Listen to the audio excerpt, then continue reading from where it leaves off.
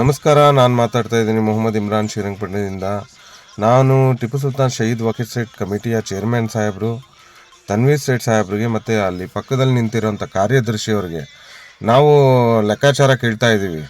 ನಮ್ಮ public tax ಮನಿ, public government ಗ್ರ್ಯಾಂಟ್ಸ್ಗಳು ಮತ್ತು ನಮ್ಮ ಪಬ್ಲಿಕ್ ಪಾರ್ಕಿಂಗ್ ದುಡ್ಡು ಈ 20 ವರ್ಷ ಈ 4 ಜನ್ರೇಷನಿಂದ ಅಂತ ಅವರು ಹೇಳ್ತಾವ್ರೆ ಸೆಕ್ರೆಟರಿ ಅವರು. अब क्या हमेगा, ये हमारे ये खानदान की आस्ती है।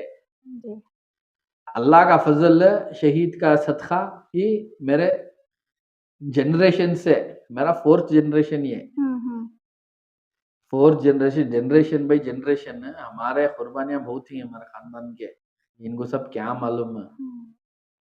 4th जनरेशन कर कुछ लोग में प्रॉब्लम रही नहीं वो 600 अब ಮತ್ತೆ ತನ್ವೀರ್ ಸೇಠ್ ಸಾಹೇಬ್ರು 4 ದೌರಿಂದ ಅಂತ ಹೇಳ್ತಾರೆ, 4 ಇದರಿಂದ ಅಂತ ಹೇಳ್ತಾರೆ.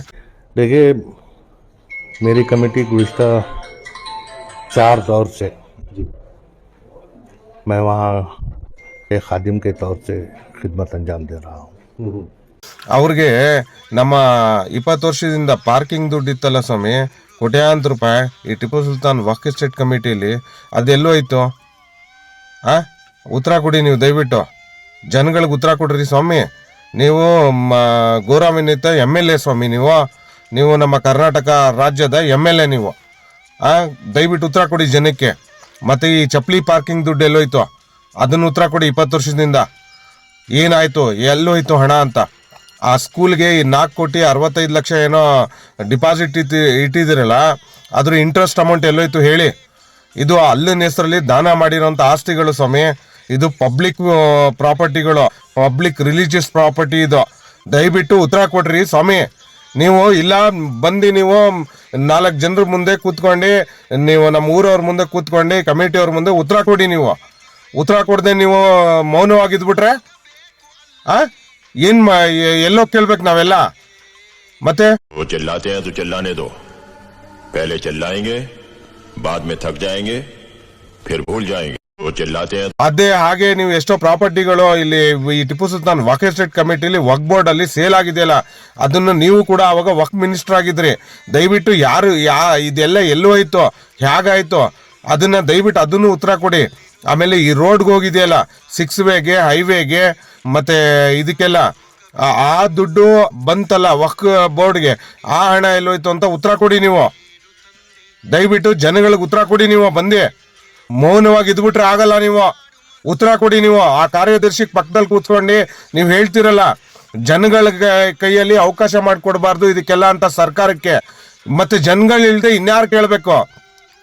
ಜನಗಳು ಇರೋದ್ರಿಂದಾನೇ ಸರ್ಕಾರಕ್ಕೆ ಟ್ಯಾಕ್ಸ್ ಹೋಗೋದು, ಎಲ್ಲ ಹೋಗೋದು. ಜನಗಳು ಇರೋದ್ರಿಂದಾನೇ ಅಲ್ಲಿ ಬಂದು ಪಬ್ಲಿಕ್ ಚಪ್ಪಲಿ ದುಡ್ಡು ಕೊಡೋದು, ಪಾರ್ಕಿಂಗ್ ದುಡ್ಡು ಕೊಡೋದು, ಗೋಲ್ಕುಕ್ ಹಾಕೋದು. ಮತ್ತೆ 20 ವರ್ಷದಿಂದ ಗೋಲ್ಕುದ್ ಹಣ ಎಲ್ಲೋಯ್ತು ಹೇಳಿ?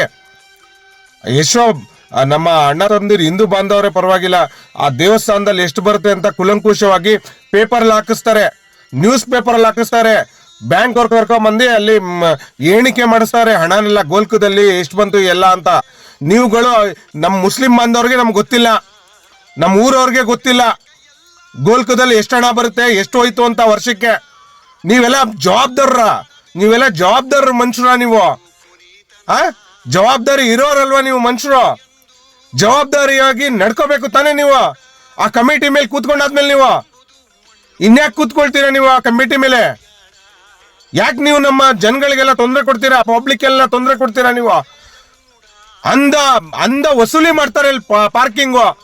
ಆ ಹಣ ಎಲ್ಲೋಯ್ತು ಸ್ವಾಮಿ? ನೀವು ಹೇಳಿ, ಜನಗಳಿಗೆ ಉತ್ತರ ಕೊಡಿ. ನೀವು ಇದು ಜನಗಳ ಹಕ್ಕು, ಇದು ಜನಗಳ ದುಡ್ಡು, ಇದು ಜನಗಳ ಹಣ, ಇದು ಪಬ್ಲಿಕ್ ದುಡ್ಡು, ಇದು ದಯವಿಟ್ಟು ಉತ್ತರ ಕೊಡಿ. ತನ್ವೀರ್ ಸೇಠ್ ಸಾಹೇಬ್ರೆ, ಚೇರ್ಮನ್ ಟಿಪ್ಪು ಸುಲ್ತಾನ್ ವಕೀಲ್ ಸೇಠ್ ಕಮಿಟಿ ಅವರು, ದಯವಿಟ್ಟು ಉತ್ತರ ಕೊಡಿ. ಪಬ್ಲಿಕಲ್ಲಿ ಉತ್ತರ ಕೊಡಿ. ನ್ಯೂಸ್ಗಳ ಮುಂದೆ ಬಂದು ಡಿಬೇಟ್ ಮಾಡಿ. ಆ ಅಲಿಮುಲ್ಲಾ ಅವ್ರು ಕರೆದುಬಿಟ್ಟು ಯಾಕೆ ಜನಗಳಿಗೆಲ್ಲ ಪಬ್ಲಿಕ್ಗೆಲ್ಲ ಗೋಳಾಕೋತೀರಾ? ಈ ಸರ್ಕಾರನು, ಕಾಂಗ್ರೆಸ್ ಸರ್ಕಾರನು ನಿಮ್ ಕಾಣ್ತಾ ಇಲ್ವಾ? ಕಣಿಗೆ ಇಲ್ಲೆಲ್ಲ ಇದೆಲ್ಲ ಲೀಗಲ್ ಆಗಿ ಇವ್ರ ಮೇಲೆ ಆಕ್ಷನ್ ತಗೋಬೇಕು ಅಂತ ಹೇಳಿ. ಸರ್, ಇದು ಪಬ್ಲಿಕ್ ದುಡ್ಡು ಸರ್. ಈ 20 ವರ್ಷದಿಂದ ಎಲ್ಲಿ ಮಡಗಿದಾರೆ ಅಂತ ಗೊತ್ತಿಲ್ಲ. ಈ ಕೋಟ್ಯಾಂತರ ರೂಪಾಯಿ ಗ್ರಾಂಟ್ ಸ್ಯಾಂಕ್ಷನ್ ಆಗಿದೆ ನಮ್ಮ ಕರ್ನಾಟಕ ರಾಜ್ಯದ ಬಜೆಟ್ ಅಲ್ಲಿ. ಆ ಹಣ ಎಲ್ಲಿ ಸದುಪಯೋಗ ಬಳಸ್ಕೊಂಡಿದ್ದೀರಾ ಅದನ್ನು ತೋರಿಸಿ ನಮ್ಗೆ ಜನಗಳಿಗೆ.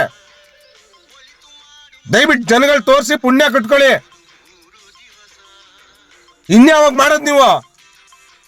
ಇದೆಲ್ಲ ಅಲ್ಲಿನ ಹೆಸರಲ್ಲಿ ವಕ್ ಪ್ರಾಪರ್ಟಿಗಳೆಲ್ಲ ಅಲ್ಲಿನ ಹೆಸರಲ್ಲಿ ದಾನ ಮಾಡಿರೋದು ಪಬ್ಲಿಕ್.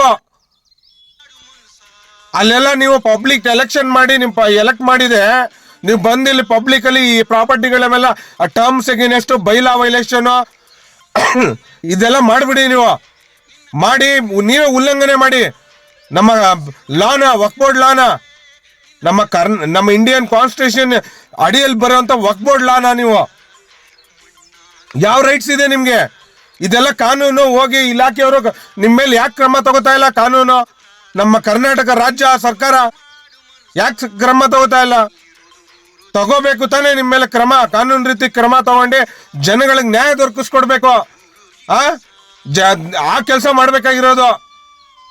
ಇನ್ಯಾವಾಗ ಕೊಡೋದು? ನೀವೆಲ್ಲ ಟರ್ಮ್ಸ್ ಎಗೇನೆಸ್ಟ್ 4 ಜನರೇಷನ್ 4 ತಲೆಮಾರಿಂದ ಕುತ್ಕೊಂಡಿದೀನಿ ಅಂತೀರಾ. जनरेशन से मेरा 4th जनरेशन ये 4th जनरेशन बाई जनरेशन हमारे कुर्बानियां बहुत ही हमारे खानदान के, इनको सब क्या मालूम है. ಅಂತೀರಾ ಪಬ್ಲಿಕ್ ಅಲ್ಲೇ ಬಂದಿ